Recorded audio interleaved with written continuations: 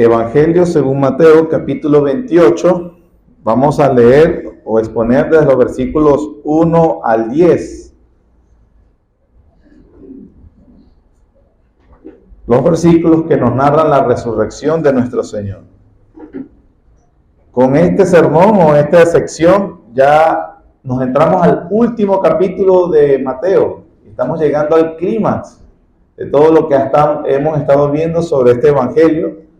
Tenemos un buen rato, ¿cierto? Aparte, para mí, y espero habérselo transmitido, ha sido de bendición espiritual para mi alma. Tanto así que me he estado preguntando esta semana, ¿cómo será la vida sin Mateo? Pero bueno, aprenderé a vivir sin el evangelio de Mateo, porque estamos llegando al final. A pesar de que lo que vamos a leer ya es el final o finalizando el libro, en realidad trata del comienzo de todo. Porque el cristianismo empieza con la tumba vacía, la resurrección. Vamos a leer y exponemos el pasaje. Leo para ustedes, la palabra del Señor dice así: pasado el día de reposo, al amanecer del primer día de la semana, vinieron María Magdalena y la otra María a ver el sepulcro. Y hubo un gran terremoto, porque un ángel del Señor, descendiendo del cielo y llegando, removió la piedra y se sentó sobre ella. Su aspecto era como un relámpago, y su vestido blanco como la nieve. Y de miedo de él, los guardas temblaron y se quedaron como muertos. Mas el ángel, respondiendo, dijo a las mujeres: no temáis vosotras, porque yo sé que buscáis a Jesús, el que fue crucificado. No está aquí, pues ha resucitado, como dijo. Venid, ved el lugar donde fue puesto el Señor, e id pronto y decid a sus discípulos que ha resucitado de los muertos. Y he aquí va delante de vosotros a Galilea, allí le veréis, he aquí os lo he dicho. Entonces ellas, saliendo del sepulcro con temor y gran gozo, fueron corriendo a dar las nuevas a sus discípulos. Y mientras iban a dar las nuevas a los discípulos, he aquí Jesús les salió al encuentro diciendo: salve. Y ellas, acercándose, abrazaron sus pies y le adoraron. Entonces Jesús les dijo: no temáis, id, dad las nuevas a mis hermanos, para que vayan a Galilea, allí me verán. Soberano Señor, queremos pedir tu bendición, por favor, que tengas el beneplácito de ungir con tu poder y con el Espíritu Santo esta exposición de tu palabra. Que aunque sea un instrumento muy débil el que lo va a exponer, Señor, tú te glorifiques, dándonos las gracias divinas en el momento, Señor, mientras se expone. Te lo rogamos en el nombre de nuestro Señor Jesús. Amén. Amén. Como les dije, el cristianismo comienza precisamente con este evento, la tumba vacía, la resurrección. Porque si Cristo no resucitó, se terminó todo. Punto y final. Si Cristo no resucitó, no hay cristianismo. La verdad es que si Cristo no resucitó, no vale mucho todo lo que hizo y dijo estando en vida. Por más hermoso y espectacular que nos pueda parecer, si Cristo no resucitó, el cristianismo no tiene nada de singular, es simplemente una religión más como cualquier otra. Pero Cristo resucitó. Si Cristo no ha resucitado, note que, por ejemplo, en los siguientes versículos que veremos cuando el Señor lo permita, no hay mandamiento de Él como rey absoluto, ¿verdad? Que Él dijo: toda potestad me es dada en el cielo y en la tierra. No hay mandamiento para todos sus servidores a que vayan a discipular a todas las naciones y que los bauticen en el nombre del Padre, del Hijo y del Espíritu Santo. Si Cristo no ha resucitado, no resucitó, no hay Pentecostés, no hemos recibido el Espíritu Santo para predicar con poder. Si Cristo no resucitó, es mentira entonces lo que él mismo dijo en Juan 16, que dijo: os conviene que yo me vaya, porque si no me fuera, el Consolador no vendría a vosotros, mas si me fuere, os lo enviaré. Pero como no resucitó, eso son esperanzas vacías. La resurrección, entonces, es el tema principal del cristianismo. Era el tema principal de la iglesia primitiva. Fue el contenido del primer sermón del apóstol Pedro. Recuerden, en Hechos 2, en el sermón que él da en el día de Pentecostés, su tema principal es hablar de la resurrección de Jesús. La resurrección estuvo incluida en cada proclamación del Evangelio, según 1 Corintios capítulo 15, versículo 1 al 3. Pablo le dijo a los corintios: yo os he entregado lo que asimismo recibí, que Cristo murió y fue sepultado y que resucitó al tercer día. La resurrección, el tema de la resurrección es fundamental en el cristianismo. Sin ella no hay cristianismo. Ahora, estos son los 10 versículos que nos dice Mateo. ¿Cómo entramos al capítulo 28? ¿Cuál es el estado de las cosas en este momento? ¿Cómo es la situación me refiero para los que lo vivieron en el primer siglo? Bueno, la imagen es, o la situación, el estado, lo que me refiero al estado emocional de todo lo que está sucediendo en ese domingo, es de tragedia realmente. Con la tragedia de la cruz. Para nosotros hoy, el símbolo de la cruz no es un símbolo negativo. Después de 2000 años de acontecimientos del Señor y de que el cristianismo ha permeado nuestra sociedad, el símbolo de la cruz es realmente algo positivo, en el peor de los casos. Es algo decorativo. Las personas lo usan en las joyas, se los tatúan, lo usan en la ropa, en las iglesias, en los templos. O sea, no es algo que produzca repulsión.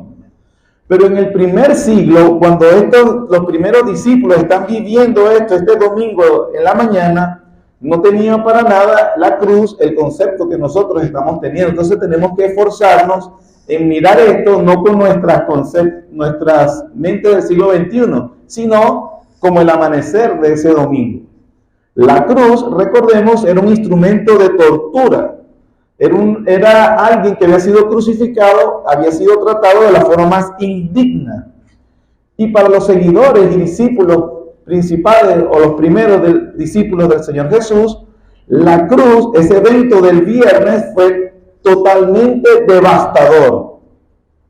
Toda su vida, los últimos 3 años y medio de su vida, la habían confiado, la habían puesto, vamos a decirlo así, la habían apostado en una persona, en Jesús. Habían abandonado todo lo que eran, habían sido excluidos seguro de sus familiares, de su ente religioso, de toda su cuestión social, para hacerse discípulos de Jesús. ¿Y qué está pasando en esos últimos 3 días? La acaban de aplastar todas las esperanzas que tenían. Le acaban de aplastar, si había una aspiración positiva en la vida de estos hombres, se la acaban de hundir, la acaban de detonar. El propósito de vida se les acabó totalmente. Más o menos tienen la imagen o el sentimiento de ellos en este momento. Mateo 19, en unos capítulos antes, Pedro habla por el grupo de los discípulos y le dice al Señor: nosotros lo hemos dejado todo por seguirte.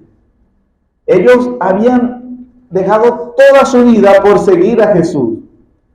Los discípulos, por ejemplo, sabemos que dejaron hasta su fuente de ingreso.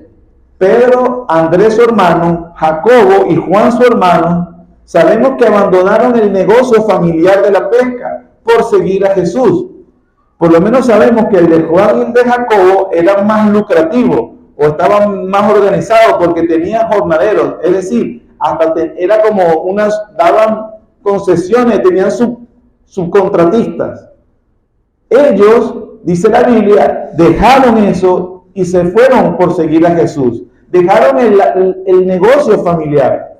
Andrés y Pedro igualmente también Mateo, dice en Mateo 20, que él abandonó su privilegiado puesto de cobrador de impuestos. Es verdad que socialmente era despreciable, pero ese desprecio social lo compensaba la buena plata que recibía, porque era un hombre rico también. Mateo abandonó ese privilegio.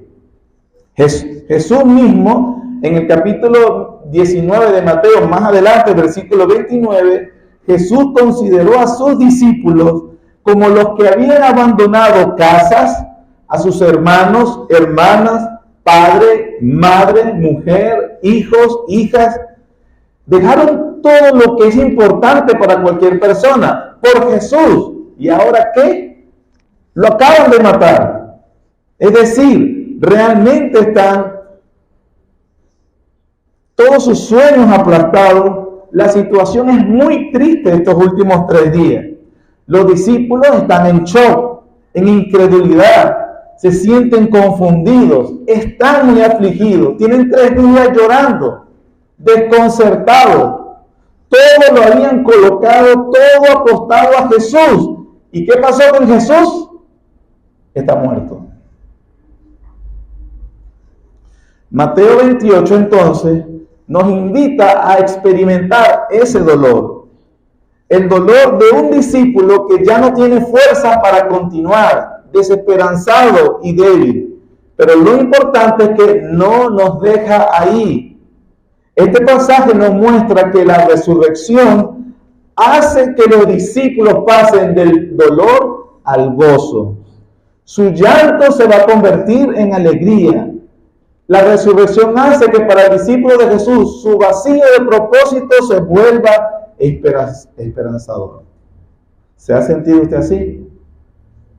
Con confusión, dolor o vacío.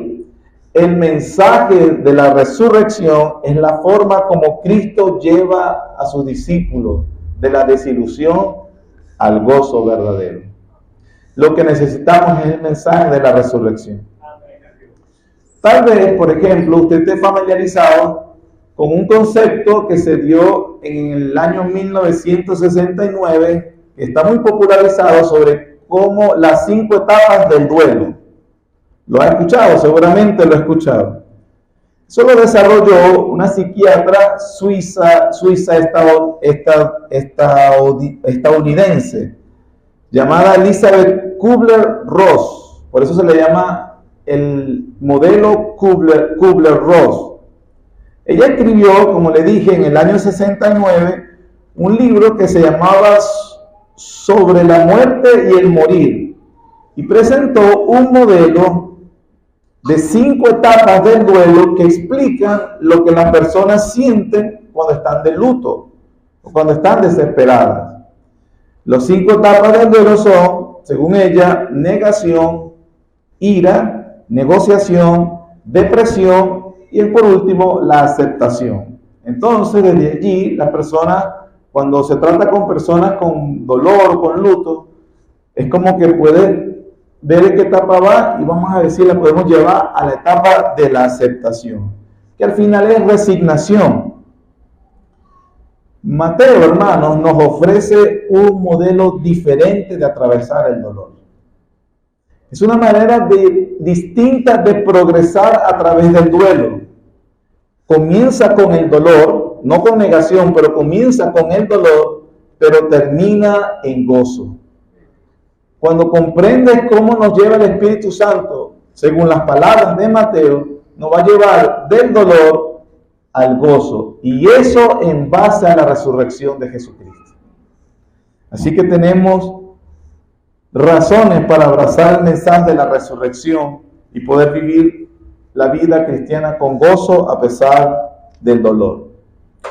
Veamos las etapas que nos muestra Mateo en estos 10 versículos. Etapa 1, la etapa del dolor, versículo 1.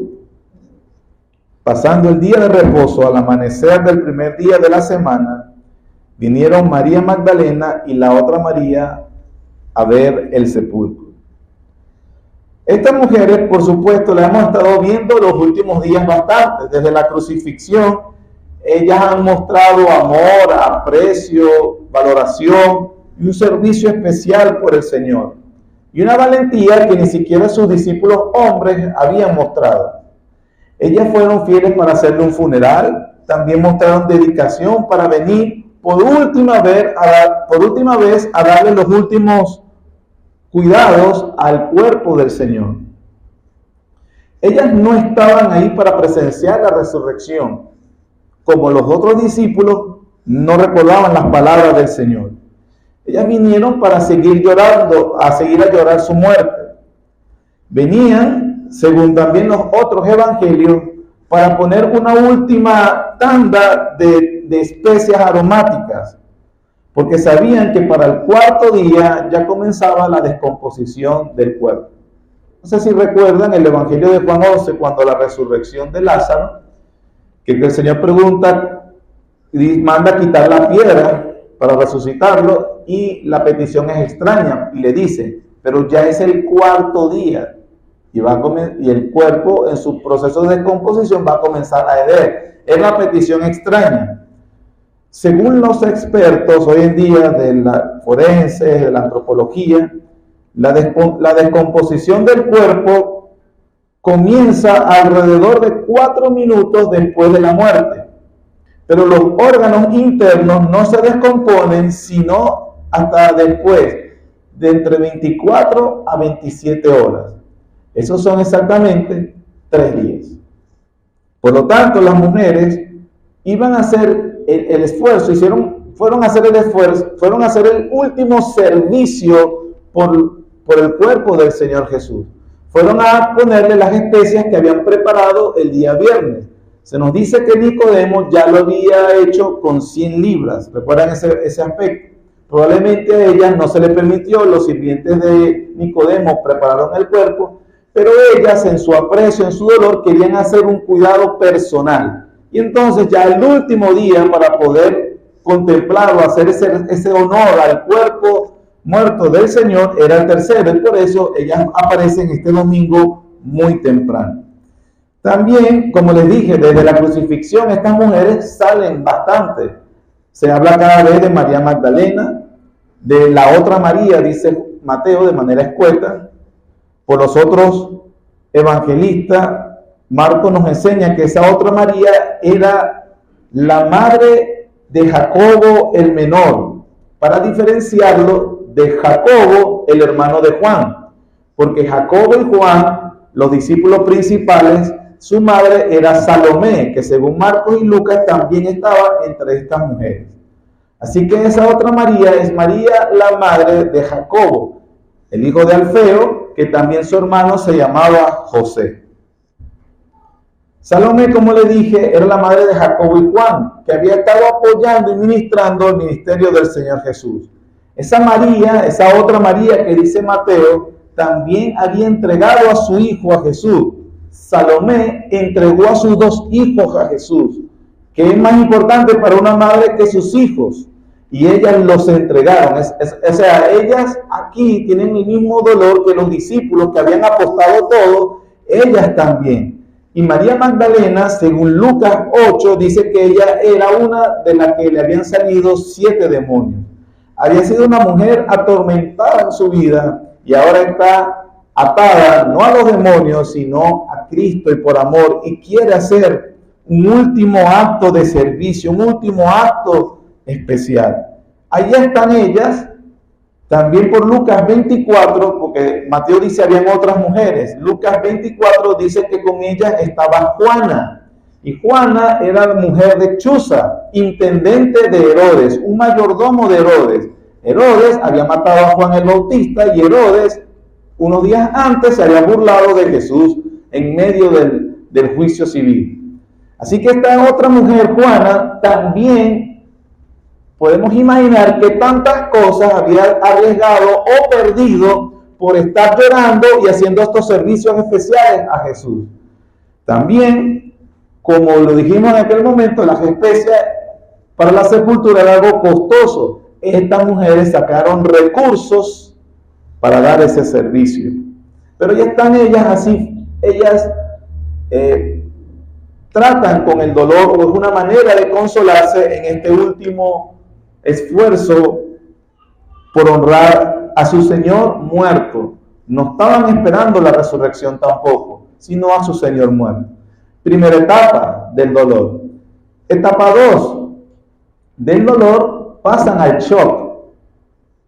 Están desconcertadas, versículos 2 al 4. Y hubo un gran terremoto, porque un ángel del Señor descendiendo del cielo y llegando removió la piedra y se sentó sobre ella. Su aspecto era como un relámpago y su vestido blanco como la nieve. Y de miedo de él, los guardas temblaron y se quedaron como muertos. En Marcos 16:3 se nos dice que mientras ellas iban en camino al sepulcro, se preguntaban entre sí, ¿quién nos removerá la entrada del sepulcro? Pero cuando miraron, vieron la piedra removida, que era muy grande. Ellas van llegando, imagínense la escena, y entonces ven a distancia la puerta del sepulcro quitada. Se van acercando y consiguen a los guardias. Lo que dice Mateo aquí como muertos es como un coma temporal. Ahora, Mateo nos está narrando en retrospectiva, es decir, ellas no estaban cuando sucedió el terremoto, sino que era lo que había sucedido antes de que ellas llegaran. Entonces, vienen con el temor que no moverá la piedra. Cuando llegan, comienzan a asustarse, ven a los guardias allí como muertos, la puerta abierta. Una de ellas, María Magdalena, está tan turbada y entra en un estado de shock tal que salió corriendo sin entrar al sepulcro. No entró al sepulcro y se devolvió a donde estaban los discípulos para avisarles que se habían robado el cuerpo del Señor. Eso lo dice Juan 20, versículo 1 al 5.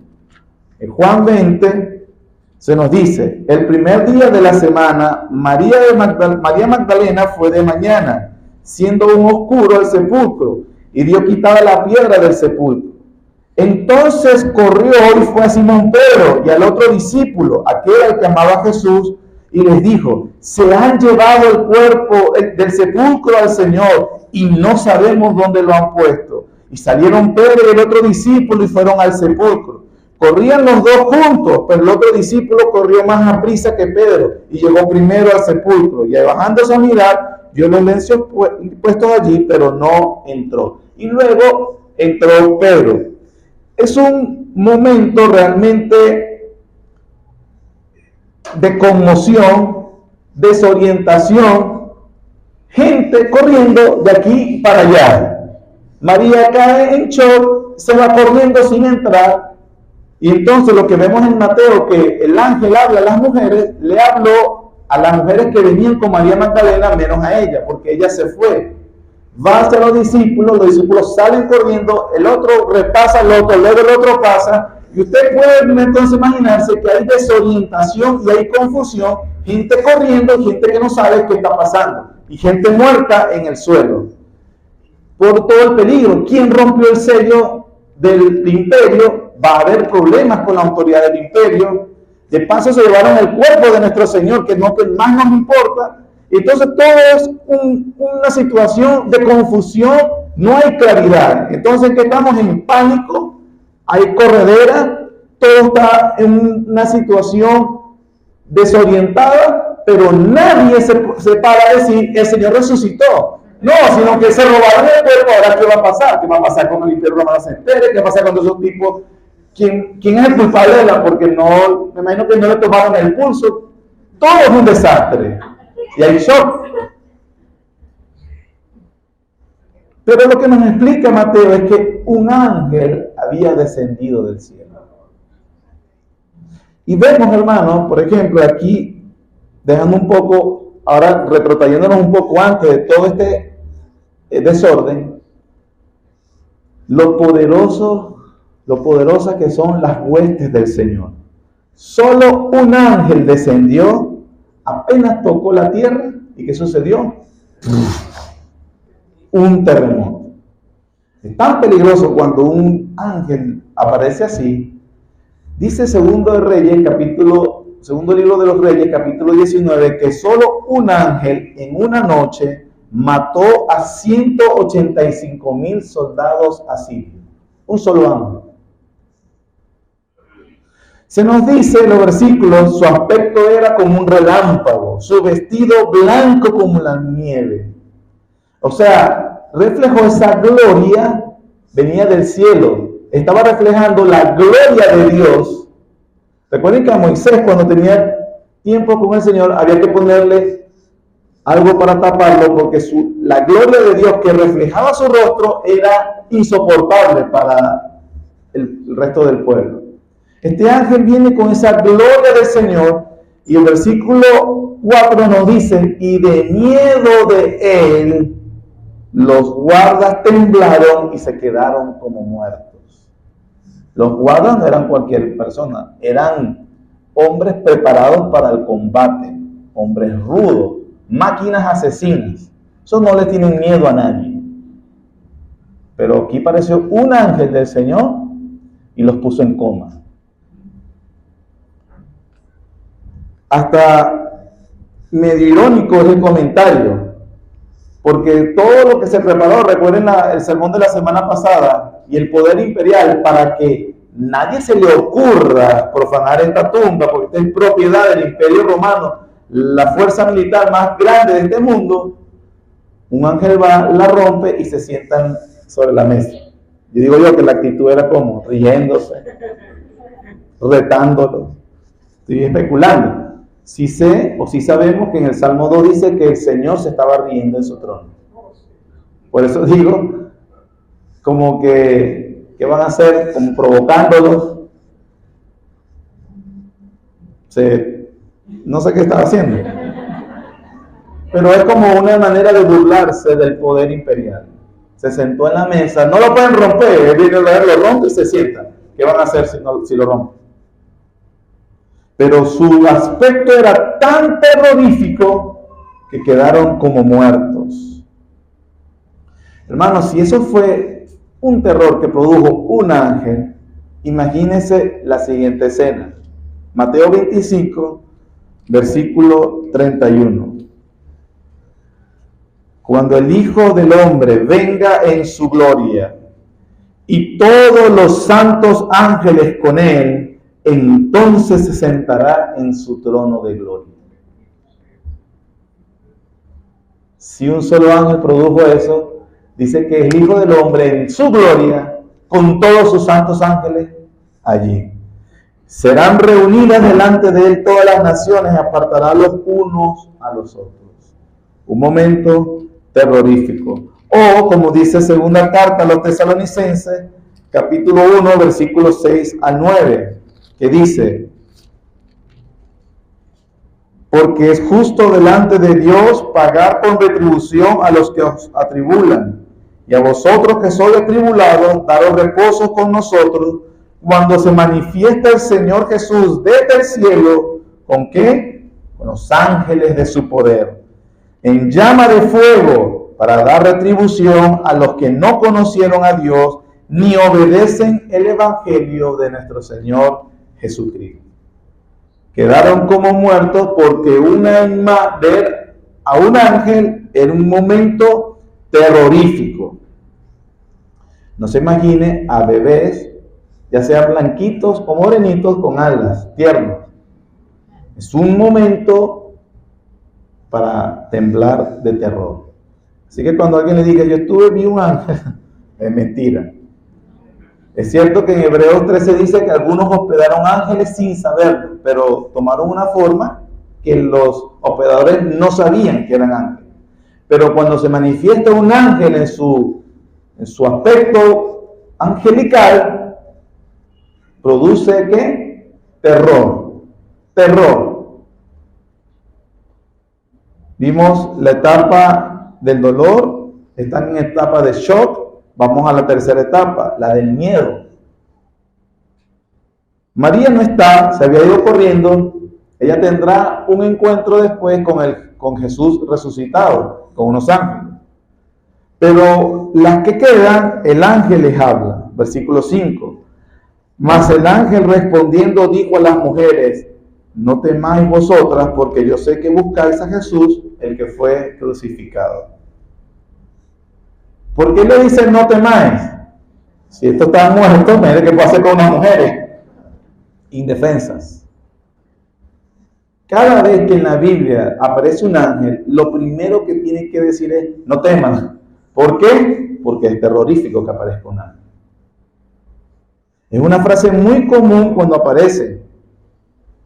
En Lucas 1:13, un ángel se le aparece a Zacarías, el padre de Juan el Bautista, en el templo, y le tiene que decir: no temas, tu oración ha sido escuchada. No te preocupes, no vine a destruirte. Los judíos sabían que si apareció un ángel, nadie vivía para contarlo. Pero en este caso, tranquilo, vine a dar un mensaje. Lucas 1:30, un ángel se le aparece a María, la madre del Señor. Lo primero que le dice: no temas, has hallado gracia delante de Dios. Solo vine a dar un mensaje. Lucas 2:9, se apareció un ángel cuando nació Jesús a los pastores que estaban en el campo. Lo primero que le dijo es: no temas, no temáis, porque aquí os doy nueva de gran gozo.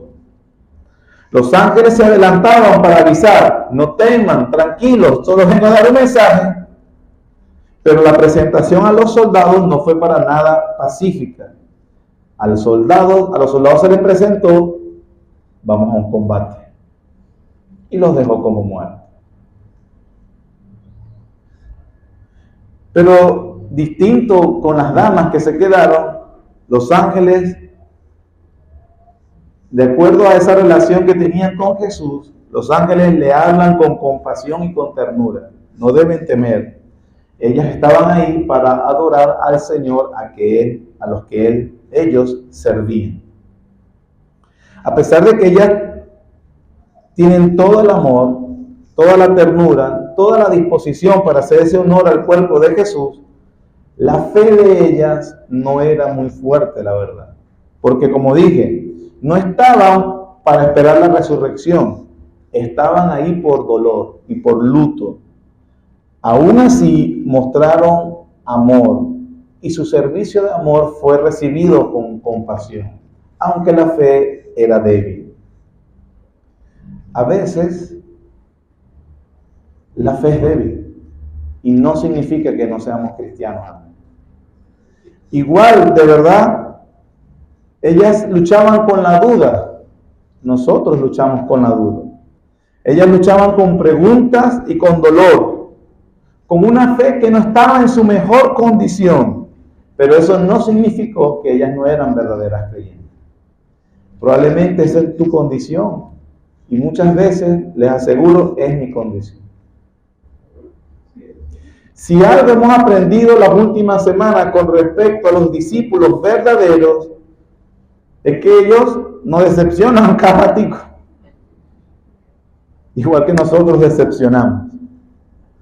Pero como ellos debemos aprender a manejarnos con nuestros mismos fracasos, con nuestras dudas, con nuestros pecados, que no existe ninguna forma efectiva de luchar contra eso, sino solamente con la gracia de Dios que proviene del Evangelio del Señor Jesús. Esa es la única forma de luchar con toda nuestra debilidad.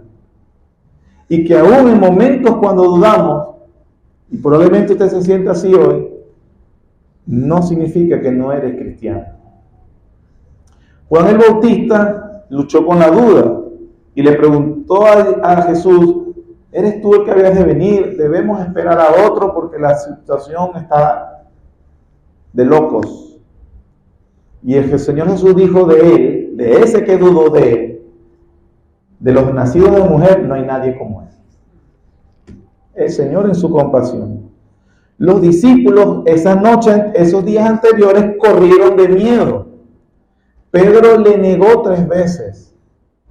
Así, igual, los 11 eran verdaderos cristianos que lucharon con sus fracasos. ¿Cómo? Como Pedro, cuando el Señor le dijo: yo he rogado por ti, Pedro, para que tu fe no falte, y una vez vuelto, confirma a tus hermanos. Mis hermanos, probablemente nosotros, como estas damas, como estos discípulos, dudamos. Una duda que busca seguridad, no una duda para justificar el pecado y alejarse. Una duda que busca seguridad y que obtiene por la palabra del Señor. Por la palabra. Entonces ustedes vamos a ver ahorita que el recurso que convirtió su shock, su dolor, cambió en gozo por el mismo recurso que tú y yo tenemos, la palabra del Señor. Cuarta y última etapa, el gozo. Pasamos el dolor, pasamos el shock, pasamos por el miedo, ahora el gozo, versículos 6 y 7. No está aquí, está diciendo el ángel. Pues ha resucitado, ¿como qué? Como dijo.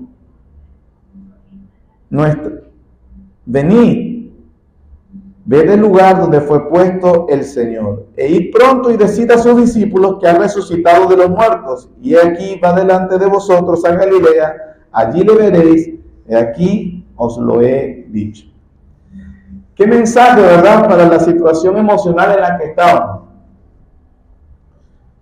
Ellas que seguramente, como los discípulos, habían dado todo o apostado todo al Señor, sentía que lo habían perdido todo. Pero ahora toda esperanza, todo sacrificio vuelve, toda ilusión, toda aspiración vuelve a revivir. ¿Qué fue lo que hizo el ángel para darle esperanza a estas mujeres? No les mostró inmediatamente la tumba vacía. Lea bien. Lo primero que les dijo fue recordarles las palabras del Señor. Él se los había dicho. Las palabras del Señor son confiables. Es el recurso que tenemos nosotros para pasar del dolor al gozo. La palabra del Señor. Ella es confiable. Salmo 119, 28.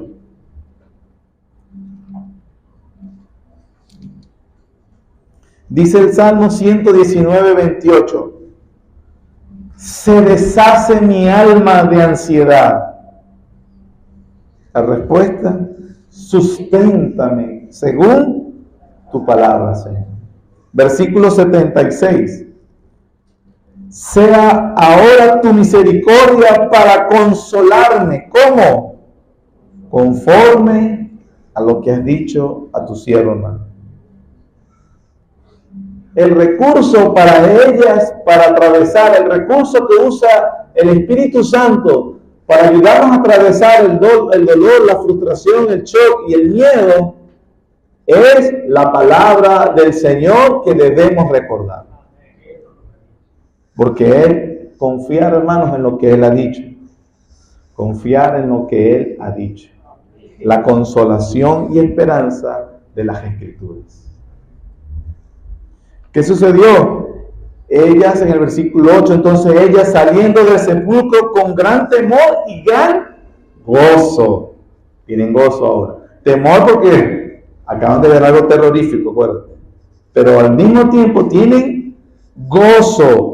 Fueron y corrieron a dar las nuevas a sus discípulos. Y mientras iban a dar las nuevas a sus discípulos, tuvieron otra misericordia. Y aquí Jesús les salió al encuentro. Qué momento, de verdad. Diciendo salve, un saludo respetuoso. Ellas abrazaron sus pies y lo adoraron. Gozo por escuchar, por recordar la palabra del Señor. Y el que tiene gozo en el Señor, tuvieron esa bendición, adoraron a su Señor en persona. Entonces Jesús les dijo, no temáis, y dar las nuevas. Esta palabra, hermano, solo un poco. Dar las nuevas a mis hermanos, para que vayan a Galilea, allí me verán.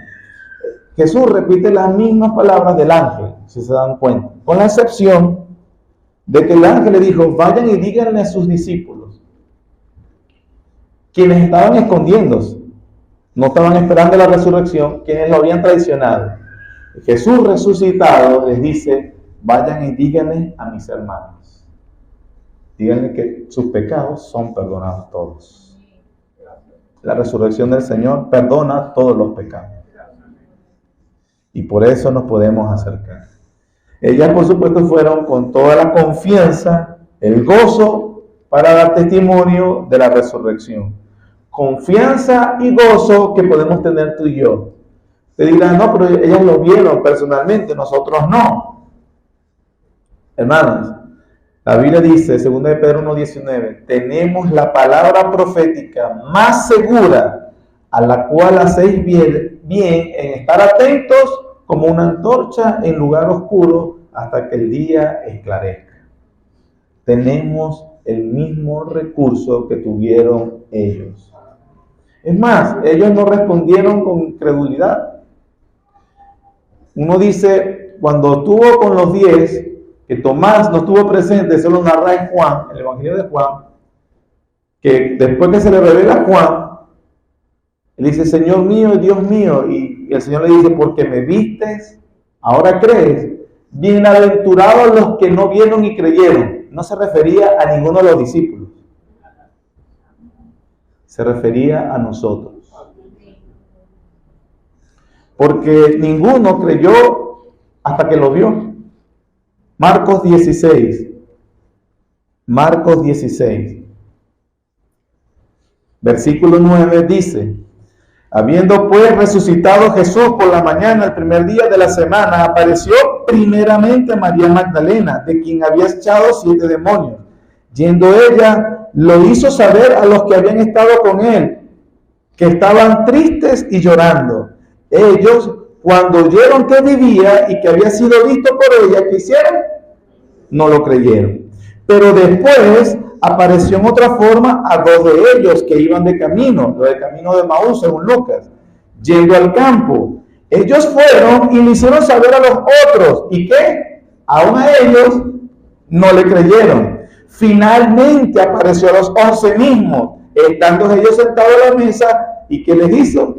Les reprochó su incredulidad, su dureza de corazón, porque no habían creído a los que lo habían visto resucitado. Así que ellos no respondieron con mucha fe, aunque les habían dicho.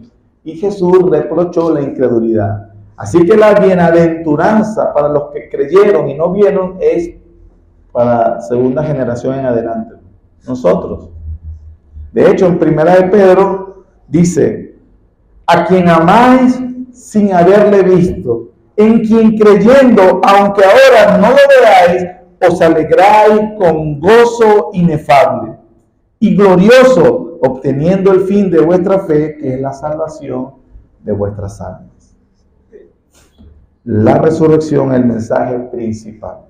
Como conclusión, hermanos, la resurrección del Señor Jesús es lo que valida todas las palabras dichas antes por el Señor Jesús. La resurrección es la que valida al cristianismo. La resurrección, o si tú dices no creer en la resurrección corporal del cuerpo, sencillamente no eres cristiano. La resurrección valida nuestras esperanzas de que nosotros también resucitaremos. La resurrección valida que nuestros pecados han sido verdaderamente perdonados. La resurrección valida la esperanza de la segunda venida de Cristo. Él lo dijo, lo va a hacer. La resurrección valida que la persona más sabia de este mundo son las que confían su vida en Jesucristo. La resurrección valida que todo esfuerzo, todo sacrificio, toda negación, toda entrega que se haga por Jesús es la mejor manera de aprovechar la vida. No es un desperdicio como lo sintieron ellos en un momento, pero que nosotros no tenemos por qué sentir eso. El mensaje de resurrección nos lleva de tristeza a gozo, verdadero gozo. Nos lleva a un gozo o mera aceptación, como lo dice el mejor psiquiatra lo pueda decir. Nos lleva a un gozo espiritual verdadero, gozo del cielo. Como dijo Pablo, tengo por cierto que las aflicciones del tiempo presente no son comparables con la gloria venidera que que en nosotros ha de manifestarse. La resurrección valida el cristianismo. Puedes tener esperanza si crees en Cristo Jesús. Amén. Gracias, Señor, porque el mensaje de la resurrección de nuestro Señor Jesús es el mensaje del Evangelio para que creamos, para que seamos fortalecidos.